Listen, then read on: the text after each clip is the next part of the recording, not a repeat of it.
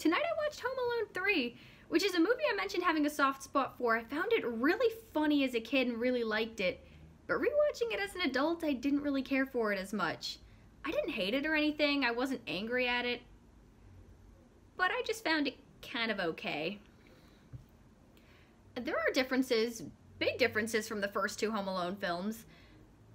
Namely, new actor, new criminals, same story, but the changes are that they didn't forget the main character at Home Alone. The parents are just at work and have to leave him behind, and he sees it's not burglars, it's terrorists this time. He sees them when they're away, and of course, he calls the police. That's the first thing he does, but nobody believes him. So he has to take matters into his own hands. I think the reason I didn't find it as funny this time is that the movie feels much more like a kid's film rather than a family film. It does have a bit more of a childish sense to it, with the language that they use, the nature of the jokes, the timing.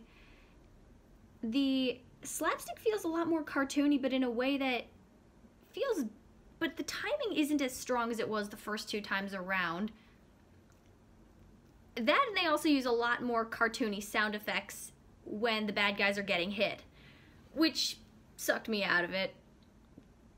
It also felt more like a typical 90s film, but not in this really exaggerated way. It felt more like a run-of-the-mill 90s film. It didn't have the atmosphere of the first two. The jokes had already been reused, so I wasn't really seeing too much new stuff. A lot of it felt like something you would see in a Scooby-Doo cartoon. So it's, again, not bad. And I definitely enjoyed it as a kid. Now, it is a tough act to follow the first two Home Alone movies, and Alex D. Linz, I thought, did a very good job. He was smart. It fit the tone of the movie. He was sweet. He was genuinely very charming. And the relationship with his mom I thought was really cute and sweet. And the siblings actually don't pick on him nearly as much as Kevin's siblings do. They did feel much more like a loving family, and it felt more like this family got along. There was a lot of the harshness of the first two Home Alone movies really wasn't there here. So I don't really understand why no one really believes him. I guess because they don't have proof. Seeing is believing. The movie's actually pretty well paced. The bad guys are after a microchip that can stop missiles. They'll be in control. It's about power, essentially. It's fine. Again, there's nothing really wrong with the film. It's just has such a tough act to follow. I think if I saw this movie alone, I would think, yeah, that's good. But I think a lot of people's either like or dislike comes from the fact that it is a follow-up to the first two Home Alone films, which have a much stronger reputation. Though there were some good moments in there. My favorite character was actually this parrot. Well, I think rude parrots are hilarious, and I was still getting some laughs out of this bird. Whoever did the voice for it was really funny. So, I was quoting this a lot as a kid, because there are a lot of childish jokes in here, a lot of butt jokes, which again, kids would like, but there's not as much for the adults. Oh, Alex D. Linz, I actually knew two of the actors in this film, knew of them. Alex D. Linz, who I knew as an actor, well, mostly because of this film, but I recognize the name, and Scarlett Johansson's actually in this film. She plays the sister. She doesn't really do much or have much of a role, but, huh, cool. She's a good actress. So, not really much to talk about with this film. I don't know what reputation it has among Home Alone fans. I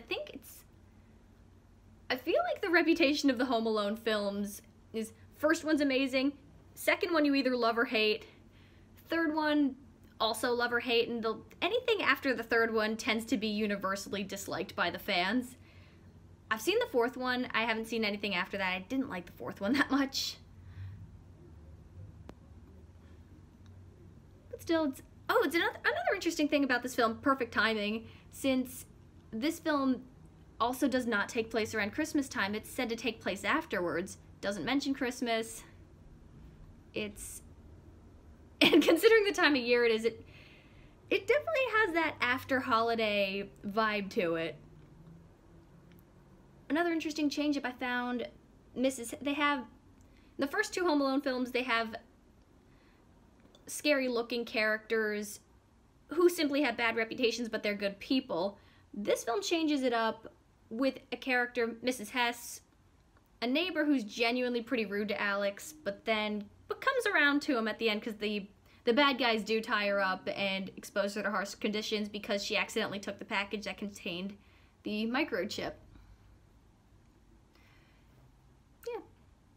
The actors were all very, very good. I didn't feel like they were bad or anything, but it didn't feel like it could have been even bigger, even more exaggerated, even more fun.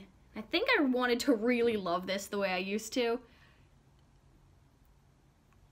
It's not bad or anything. Just